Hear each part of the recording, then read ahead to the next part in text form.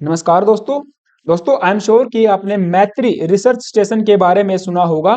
Antarctica में based Indian Antarctic programme का ही हिस्सा है, लेकिन इंडिया जल्द ही इसे रिप्लेस करेगा मैत्री 2 से बाय 2029। बहुत बड़ी डेवलपमेंट है। हम लोग इन डेप्थ चर्चा करेंगे about the Indian Antarctic program और अंटार्कटिका को गवर्न करने वाली अंटार्कटिका ट्रीटी सिस्टम के बारे में। वीडियो में भी थोड़ी सी लंबी हो सकती है, लेकिन बहुत ज्यादा इंफॉर्मेटिव रहेगी, क्योंकि अंटार्कटिका से जुड़े हुए हर पहलू को डिस्कस करने की कोशिश करेंगे। यहाँ पे न्यूज आप देख पाओगे। Site for the Maitri 2 identified in Antarctica, operations to commence in 2029। Indian polar scientist की एक टीम ने identify research station in Antarctica. नया station presently operational Maitri station से just few kilometers eastern side में देखने को मिलेगा, and India has been undertaking multiple expeditions to Antarctica to carry out studies on the marine life, biological, geological and atmospheric sciences for over 3 decades now. 3 दशक से भी अधिक समय हो गया है इंडिया को अंटार्कटिका में साइंटिफिक रिसर्च करते हुए। अभी तक हमने 41 साइंटिफिक एक्सपीडिशंस अंटार्कटिका में भेजे हैं, लेकिन अब मैत्री को रिप्लेस करने की क्या जरूरत आन पड़ी? Because of Maitri was originally propose to serve only for 10 years। अब ये दिन प्रतिदिन पुराना होता जा रहा है, इसकी भी कुछ लिमिटेशंस हैं। इसको डीकमीशन करने का समय आ चुका है। अब हमको अत्याधुनिक सुविधाओं से लैस एक नया स्टेशन चाहिए, जिसके लिए last month delegation of experts, जिसको लेड किया था एम रविचंद्रन जी ने, जो कि ministry of earth and sciences के सेक्रेटरी हैं, हैड विजिटेड अंटार्कटिका। और इस विजिट के दौरान they inspected sites near the Maitri. NCPOR के डायरेक्टर ने बताया, we focused on the factors like the availability of water, क्योंकि अंटार्कटिका सालों साल बर्फ से ढका रहता है, तो पानी होना अति आवश्यक है। कोई ना कोई पास में लेक होना चाहिए, ट्रांसपोर्टेशन वहां पे होना चाहिए, ताकि क्रू मेंबर्स को या फिर किसी भी इक्विपमेंट और कंपोनेंट को साइट पे पहुंचाया जाए। वेस्ट मैनेजमेंट अच्छा वहां पे होना चाहिए, and some of the other requirements जो कि स्मूथ ऑपरेशन के लिए जरूरी है of the new station. And we have identified a stable site, तो स्टेबल साइट को अभी के लिए आइडेंटिफाई कर लिया गया है। In addition, expert from the survey of India are currently undertaking a topographical survey of the site. अब टोपोग्राफिकल सर्वे उसका किया जा रहा है, ताकि एक प्रॉपर मैप जो है साइट का बनाया जाए, ताकि कोऑर्डिनेट हमको मिल सके। कोऑर्डिनेशन के लिए अभी टोपोग्राफी चालू है और एक हाई रेजोल्यूशन मैप यहाँ पे बनाने की कोशिश की जा रही है। अब बात करते हैं अंटार्कटिका के बारे में। आपको पता होगा विश्व का 5वां लार्जेस्ट कॉन्टिनेंट है, जो कि फ्रोजन कॉन्टिनेंट या फिर व्हाइट कॉन्टिनेंट के नाम से भी जाना जाता है, and it is south of India and west of the Indian Ocean. बिल्कुल साउथ में जाने पे आपको मिल जाएगा, and it is completely inside the Antarctic circle, यानी कि 66.5 डिग्री साउथ लैटिट्यूड के भीतर का जो पार्ट है वही अंटार्कटिका कॉन्टिनेंट है, which is goes around the South Pole. पूरे विश्व से इसको सेपरेट करता है सदर्न ओशन। 5वां बड़ा कॉन्टिनेंट होने के साथ साथ ये कवर करेगा more than 14 million square kilometres का एरिया। हाई प्लेट्यू है, सालों साल जमा रहता है। कोई भी कोस्टल प्लेन यहाँ पे नहीं है, लेकिन यहाँ पे mountain ranges, peaks, rift valley और वोल्केनोज तो पाए जाते हैं। तो यहाँ पे आप देख पाओगे अंटार्कटिक सर्कल, जो कि 66.5 डिग्री साउथ लैटिट्यूड है, उसके भीतर का जो पार्ट है वो अंटार्कटिका कॉन्टिनेंट है। इसके चारों तरफ सदर्न ओशन देखने को मिल जाएगा। सदर्न ओशन की बाउंड्री इंडियन ओशन, यहाँ पे अटलांटिक ओशन और पैसिफिक ओशन से लगती है। यहाँ पे सदर्न अमेरिकन कॉन्टिनेंट जो है, साउथ अमेरिका कॉन्टिनेंट, वहां पे एंडीज पर्वत पाया जाता है। एंडीज पर्वतमाला का ही कॉन्टिन्यूएशन बताया जाता है अंटार्कटिका कॉन्टिनेंट। इतना बड़ा महाद्वीप होने के बावजूद यहाँ पे किसी भी मानव प्रजाति ने आज तक जन्म नहीं लिया है, अर्थात कोई भी मानव प्रजाति यहाँ की नेटिव नहीं है, यहाँ पे हैबिटेशन नहीं है। साइंटिस्ट लोग यहाँ पे जाते हैं, अपना रिसर्च करते हैं, वापस चले आते हैं। इतने बड़े कॉन्टिनेंट को गवर्न कौन करता है, इसका एडमिनिस्ट्रेशन कौन देखता है? तो इसके लिए एक अंतरराष्ट्रीय स्तर की संधि होती है, दी अंटार्कटिक ट्रीटी सिस्टम। इसमें मल्टीपल ट्रीटीज शामिल होती हैं। सबसे पहले 12 देशों के द्वारा 1 दिसंबर 1959 को वाशिंगटन डीसी में एक ट्रीटी साइन की जाती है। यहाँ पे जो सिग्नेटरी में देश थे, सिग्नेटरी मेंबर थे, वे 12 थे। उनमें Australia, Argentina, Belgium, Chile, Japan, France, इसके बाद यूएसए, यूके और यहाँ पे यूएसएसआर, क्योंकि उस टाइम पे रसिया नहीं हुआ करता था, ठीक है। और आई थिंक इसमें नॉर्वे भी शामिल है। नॉर्वे के बाद न्यूजीलैंड और साउथ अफ्रीका इसमें शामिल है। तो ये 12 इसके सिग्नेटरी मेंबर थे, इन्होंने इस ट्रीटी को साइन किया। लेकिन वर्तमान में 56 पार्टी इसके मेंबर बताए जाते हैं। सबसे पहले इन्होंने अंटार्कटिका की डेफिनेशन दी कि अंटार्कटिका कॉन्टिनेंट कहेंगे किसे। ये कहता है all the land and ice shelves south of the 60 degree south latitude are called Antarctica. तो 60 डिग्री साउथ के साउथ में जितना भी एरिया बचेगा, या फिर आप ये समझिए आसान भाषा में 60 डिग्री साउथ जो लैटिट्यूड है, जो सर्कल है हमारा, उसके भीतर का जो पार्ट है ये क्या है, अंटार्कटिका कॉन्टिनेंट है। तो सबसे पहले यहाँ पे डेफिनेशन दी जाती है। और इंडिया ने 19 अगस्त 1983 को इस ट्रीटी को साइन किया, रेटिफाई किया। आगे चलकर 12 सितंबर 1983 में इंडिया बिकम एक कंसल्टेटिव पार्टी। तो कंसल्टेटिव पार्टी क्या होती है इसके बारे में मैं आपको आगे बताऊंगा। 20 मई 1980 को एक दूसरी संधि होती है कैनबरा में, the convention on the conservation of Antarctic marine living resources. किसके लिए? To protect and preserve the Antarctic environment. Specially वहां का जो मैराइन लिविंग है उसको प्रोटेक्ट करने के लिए, वहां के एनवायरमेंट को प्रोटेक्ट एंड प्रिजर्व करने के लिए ये संधि होती है। इंडिया ने 17 जून 1983 को इसे साइन किया और रेटिफाई किया। इसके बाद एक दूसरी संधि होती है 2 जून 1988 को वेलिंगटन के अंदर, इंग्लैंड में पड़ता है वेलिंगटन। इस संधि को क्रामरा के नाम से भी जाना जाता है। सो यहाँ पे आप देख पाओगे the convention on the regulation of the Antarctic mineral resources activities. क्योंकि इस पूरे रीजन में, इस पूरे कॉन्टिनेंट में मिनरल्स बहुत भारी मात्रा में पाए जाते हैं, बहुत बड़े बड़े रिजर्व्स यहाँ पे हैं। लेकिन कोई भी देश यहाँ पे माइनिंग नहीं कर सकता है, माइनिंग यहाँ पे बैन है। तो माइनिंग कोई बैन करने के लिए, वहाँ के एनवायरनमेंट को प्रोटेक्ट करने के लिए ये ट्रीटी जो है लाई जाती है। लेकिन मैं आपको बताऊं 19 देश इसे साइन करते हैं, बट कोई भी देश इसको रेटिफाई नहीं करता है। सो रेटिफिकेशन की कमी की वजह से the convention never entered into force. फिर आगे चलकर 1998 में 10 सालों के बाद इसे मैड्रिड प्रोटोकॉल से रिप्लेस किया जाता है, क्योंकि माइनिंग को तो यहाँ पे बैन करना है, इन्वायरमेंट को प्रोटेक्ट करना है, किसी भी प्रकार की इलीगल एक्टिविटी यहाँ पे नहीं होनी चाहिए। तो इसके लिए फिर 10 सालों के बाद 1998 में मैड्रिड प्रोटोकॉल रेटिफाई होता है, फोर्स में आता है। चूंकि 1991 में 4 अक्टूबर को ये संधि या फिर ये जो प्रोटोकॉल है ये साइन तो कर लिया जाता है, लेकिन रेटिफिकेशन इसका नहीं होता है। आगे काफी समय इसमें लगता है, आप देख पाओगे 7 साल यहाँ पे लग गए इसको लागू होने में। ठीक है, तो इस मैड्रिड प्रोटोकॉल का दूसरा नाम भी है the protocol on environmental protection to the Antarctic treaty system. तो अंटार्कटिक ट्रीटी सिस्टम को ही और ज्यादा स्ट्रेंथन करने के लिए, मजबूत करने के लिए समय समय पर अलग अलग संधियां जो है होती रही हैं। उनमें कुछ ये संधियां मैंने आपको बताई हैं।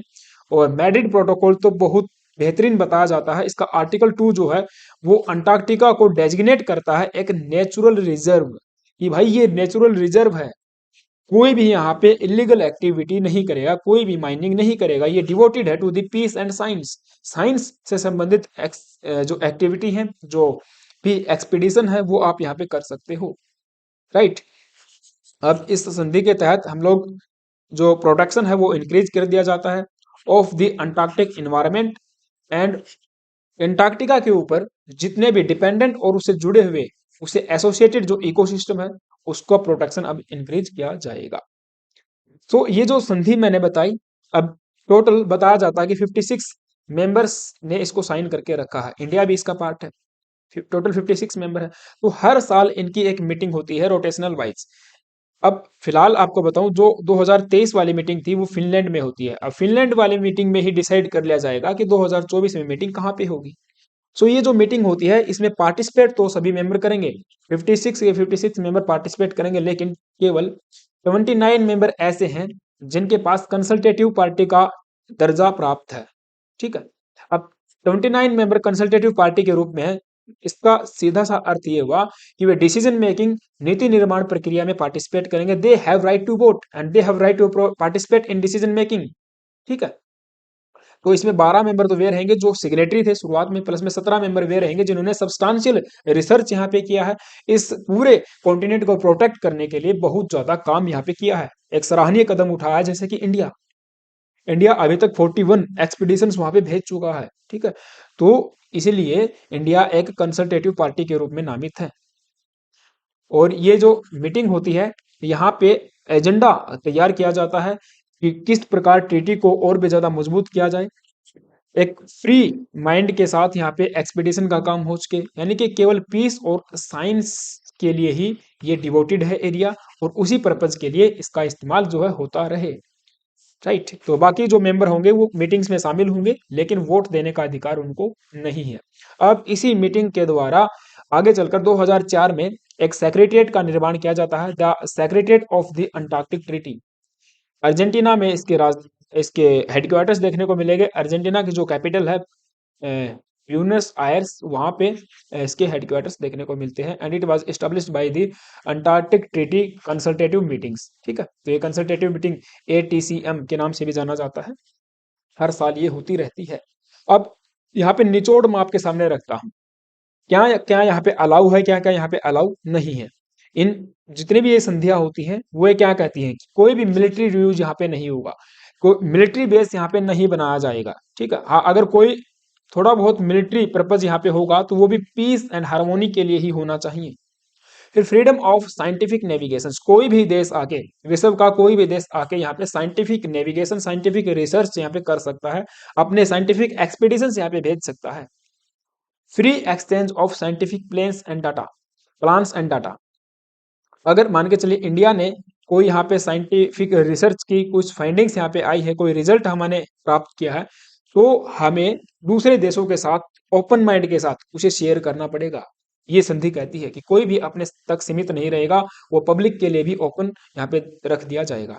Any territorial claims put on hold, कि कोई भी देश यहाँ पे टेरिटोरियल क्लेम नहीं कर सकता। अभी के लिए मैं आपको बताऊं, 7 जो सिग्नेटरी मेंबर थे उनमें 7 देश ऐसे हैं जो अपना क्लेम्स कुछ टेरिटोरीज पे यहाँ पे करते हैं, लेकिन वो अभी के लिए होल्ड पे है ट्रीटी के माध्यम से। ठीक है, कोई भी देश यहाँ पे किसी भी हिस्से पे अपना क्लेम जता नहीं सकता है। न्यूक्लियर फ्री जोन रहेगा। अब ऐसा नहीं है कि कोई भी देश आके यहाँ पे न्यूक्लियर टेस्टिंग कर ले, कि हमारे देश में तो यहाँ पे रेडियो एक्टिव जो एलिमेंट्स हैं, रेडियो एक्टिविटी यहाँ पे बढ़ जाएगी, यहाँ पे जाके कर लेंगे, नहीं, ऐसा नहीं होगा। किसी भी प्रकार का जो रेडियोधर्मी पदार्थ है वो यहाँ पे डिस्पोज नहीं किया जाएगा, न्यूक्लियर टेस्टिंग वगैरह नहीं होगी, तो ये न्यूक्लियर फ्री जोन रहेगा। ठीक है, apply to land not on apply to the land not seas, तो ये जो ट्रीटी है पूरे लैंड के ऊपर ही लागू होती है, आसपास का जो सागर है, सी है, उस पर लागू नहीं होती है। All stations open to inspection by other nations, तो जितने भी देश यहाँ पे अपने स्टेशन बनाएंगे, अपने बेस बनाएंगे, वो हमेशा ओपन रहने चाहिए इंस्पेक्शन के लिए। कोई भी देश आके यहाँ पे इंस्पेक्शन कर सकता है कि वहां पे कोई इलीगल एक्टिविटी तो नहीं हो रही है। ठीक है, दूसरा, national laws apply to the citizens not to the areas, तो नेशनल लॉज जो लागू होंगे ना वो सिटीजन के ऊपर लागू होंगे। अब नेशनल लॉज का मतलब ये रहा, इसके बारे में मैं आपको आगे बताऊंगा। ठीक है, एक बार होल्ड पे रखो इसको। फिर द ट्रीटी में be modified at any time, लेकिन इसके लिए सर्वसम्मति से यहाँ पे डिसीजन होना चाहिए, एग्रीमेंट होना चाहिए। और कहा यह भी जाता है कि 30 सालों के बाद इसको हम लोग रिव्यू कर सकते हैं, लेकिन अभी तक इसको रिव्यू नहीं किया गया है। सब चाहते हैं कि बढ़िया ट्रीटी है और अच्छे से यहाँ पे चलने दीजिए। All treaty nations to ensure no one carries out acts against the treaty, तो कोई भी देश जो इसका रेटिफायर है ऐसा एक्ट पास नहीं करेगा अपने देश में जो कि अगेंस्ट होगा ट्रीटी के, जो अंतरराष्ट्रीय संधि है उसके अगेंस्ट में नहीं होना चाहिए। ठीक है, तो ये मामला अभी तक आई होप की चीजें आपको समझ में आई होंगी। अब हम बात करते हैं इंडियन अंटार्कटिक प्रोग्राम के बारे में, यानी कि इंडिया इन अंटार्कटिका। लेकिन उससे पहले आप सभी से छोटी सी रिक्वेस्ट है यार, प्लीज, तो आप चैनल पे नए आए हो, एक सब्सक्राइब करके जाना और बेल आइकन को प्रेस कर देना। ठीक है, नाउ इंडिया इन अंटार्कटिका, तो जो ओरिजिन है इंडिया का, इंडियन मिशंस का, ये सबसे पहले ट्रेस हम कर सकते हैं जब इसरो और रसिया की एक एंटिटी हाइड्रोमेट्रोलॉजिकल सेंटर फॉर रसिया, इन दोनों ने एक संधि को साइन किया। यानी कि इसरो के बीच में और रसिया की एक एजेंसी के बीच में एक संधि होती है, एक ट्रीटी होती है, जिसके तहत हमारा एक नागरिक, हमारा एक साइंटिस्ट जिसका नाम था डॉक्टर परमजीत सिंह सेहरा, वो ज्वाइन करते हैं सोवियत यूनियन के 17वें एक्सपीडिशन को। ठीक है, अंटार्कटिक एक्सपीडिशन था जो कि 1971-73 के बीच में चला था, उसको ये ज्वाइन करते हैं, वहां पे ये जाते हैं। The trip was organised by the ISRO and the PRL, that is physical research laboratory Hyderabad. तो इंडिया की तरफ से इनके द्वारा ये ट्रिप ऑर्गेनाइज की गई थी, और रशिया की तरफ से कौन था? हाइड्रोमेट्रोलॉजिकल सेंटर फॉर रशिया, ये आप याद रख सकते हो। इन तीनों के द्वारा मिलके हमारे एक नागरिक को, हमारे एक साइंटिस्ट को वहां पे भेजा। तो ये सबसे पहला व्यक्ति था। He was the first Indian to visit Antarctica. Antarctica में जाने वाले पहले व्यक्ति बन जाते हैं। और प्राइमरी गोल यहाँ पे यही था कि ये रशिया के यानी कि सोवियत यूनियन के वहां पे एक रॉकेट मेट्रोलॉजिकल लॉन्च स्टेशन है, उसको विजिट करेंगे, वहां पे उन्हीं की मदद करेंगे। मीन्स भारत के लिए कोई भी रिसर्च वहां पे नहीं होने वाली थी, वो रशिया की हेल्प वहां पे करने वाले थे। ऐसा एक इनिशियल प्लान था। और दूसरा ये भी कहा जाता है, ये जो एक्सपीडिशन था was more for the military AIIMS, केवल मिलिट्री एम्स के लिए था, साइंटिफिक एम के लिए नहीं था। ठीक है, क्योंकि मिलिट्री एम वहां पे हो सकता है अगर वो पीस एंड हार्मोनी के लिए है, ऐसा भी इस संधियों में शामिल है। एंड सेहरा spent time at the Soviet many Antarctic observatory. तो वहाँ की जो ऑब्जर्वेटरी है सोवियत यूनियन की, वहाँ पे उन्होंने टाइम स्पेंड किया 3 साल तक, और पूरे कॉन्टिनेंट का एक सर्कम नेविगेशन उन्होंने किया था।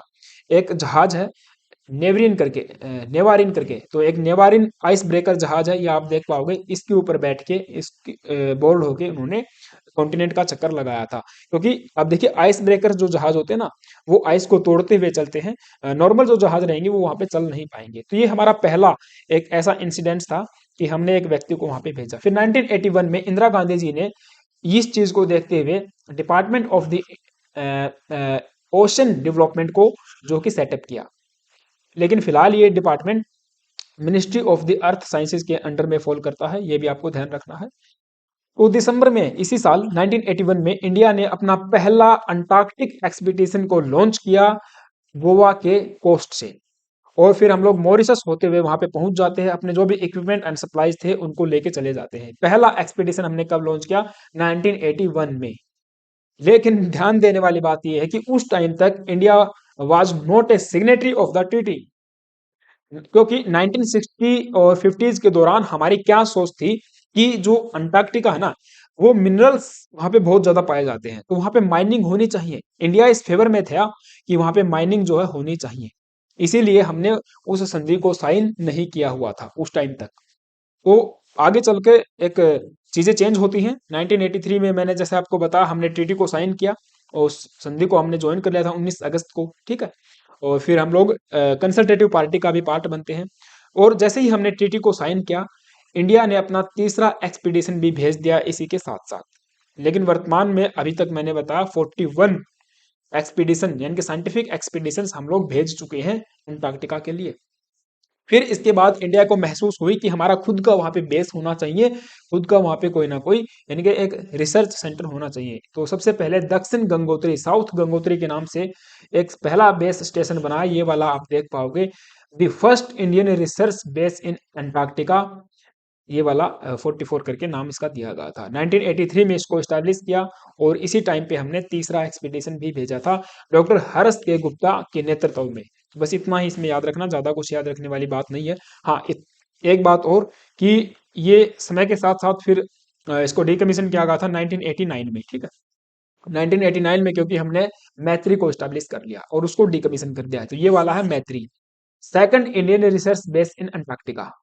अब इसको जैसे ही दक्षिण गंगोत्री को डीकमीशन किया, तो इसको एक सप्लाई बेस के रूप में अब इस्तेमाल किया जाता है। और इसके बाद हमारे पास मैत्री आएगा। 1989 में मैत्री आने के बाद काफी काम यहाँ पे चलने लग गया था, और ये वाला जो एरिया है ये यहाँ पे इस्टेब्लिश किया गया, आप देख पाओगे। दूसरा यहाँ पे ये भी बताया जाता है कि एक लेक है पास में, उस लेक का नाम प्रियदर्शनी है। इंदिरा गांधी जी के नाम पे उस लेक का नाम रखा गया था। फिर 2012 में और भी अत्याधुनिक सुविधाओं से लैस एक नया बेस हमने तैयार किया, दैट इज भारती, जो कि तीसरा इंडियन रिसर्च बेस था अंटार्कटिका में। वो अभी भी ये चालू है, अभी भी ऑपरेशनल है। और लारसेमान हिल, ये भी आप याद रख सकते हो, लारसेमान हिल के ऊपर ये बनाया गया है। अब आप देखिए ऊंचा उठा के इसको बनाया गया है यहाँ पे साइड में, क्योंकि इतनी मोटी परत यहाँ पे बर्फ की जम जाती है, क्योंकि बहुत ज्यादा यहाँ पे बर्फबारी होती है। ठीक है, सालों साल यहाँ पे बर्फ रहती है। तो ये तीन अभी बड़े बेस हमारे वहां पे थे इंडिया के, लेकिन इनमें से दो ही ऑपरेशनल है, मैत्री और भारती। मैत्री भी 10 साल के लिए था, अभी वो वो बूढ़ा हो चुका है, तो उसको रिप्लेस करना, उसको डीकमीशन करना बहुत जरूरी है। लोकेशन यहाँ पे आप देख पाओगे, यहाँ पे रहेगा हमारा मैत्री, दैट इज ये रहेगा मैत्री, और इसके इस साइड में, वेस्टर्न साइड में दक्षिण गंगोत्री है।